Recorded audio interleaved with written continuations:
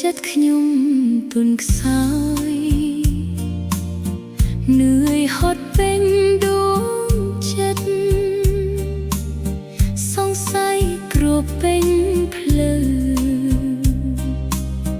เมื่อมันเคยปุ่นลือចិត្ត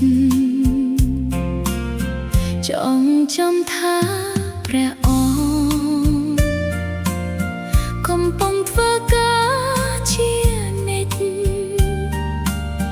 ព្រះគុណនឹងទ្រទ្រង់ខ្ញុំមិនទុកឲ្យខ្ញុំបាត់បង់ចិត្តព្រះបានបង្កើតខ្ញុំតាមរូបភាពព្រះអង្គទទួលខ្ញុំជាកូនទុកក្នុងព្រះហស្ថទ្រង់រាល់ថ្ងៃខ្ញុំជឿច្បាស់ណាស់ព្រះកំពុងធ្វើក្នុងចិត្តខ្ញុំក្នុងជីវិតខ្ញុំព្រះកំពុងផ្លាស់ប្ដូររាល់ថ្ងៃតាមរយៈការប្រយុទ្ធនឹងទុក្ខលំបាកដ៏វែងឆ្ងាយព្រះនឹងបញ្ចប់ការងារដែលបានចាប់ផ្ដើមក្នុងខ្ញុំ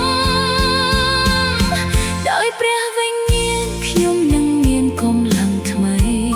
ខ្ញុំជឿច្បាស់ណាស់ព្រះកំពុងធ្វើក្នុងជីវិតខ្ញុំការងារព្រះនៅតែបន្តមិនដែលឈប់ឡើយ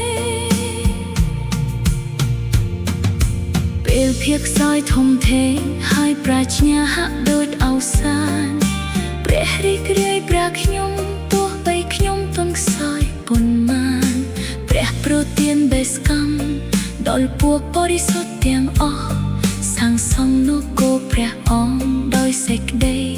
ស្រឡាញ់ពេញបេះដូងព្រះបំពាក់កម្លាំងដល់គ្រប់អ្នកជឿព្រះអង្គឲ្យឈររឹងមាំក្នុងព្រះអង្គជានិច្ចទៅខ្ញុំជឿច្បាស់ណាស់ព្រះកំពុងធ្វើក្នុងចិត្តខ្ញុំ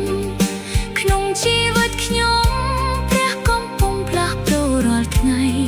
តាមរយៈការប្រយុទ្ធនឹងទុក្ខលំបាកដ៏វែងឆ្ងាយព្រះនឹងបញ្ចប់ការងារដែលបានចាប់ផ្ដើមក្នុងអ្នកដោយព្រះវិញ្ញាណខ្ញុំនឹងមានកម្លាំងថ្មីខ្ញុំជឿច្បាស់ណាស់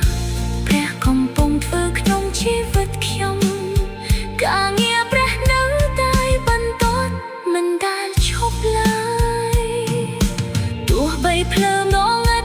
ក៏ព្រះនៅជាមួយខ្ញុំទោះបីបេះដូងខ្សោយក៏ព្រះមិនចាកចេញទ្រង់កំពុងរៀបចំខ្ញុំឲ្យក្លាយជាថ្មីសម្រាប់សិរីរបស់ទ្រង់ជានិច្ចអស់កល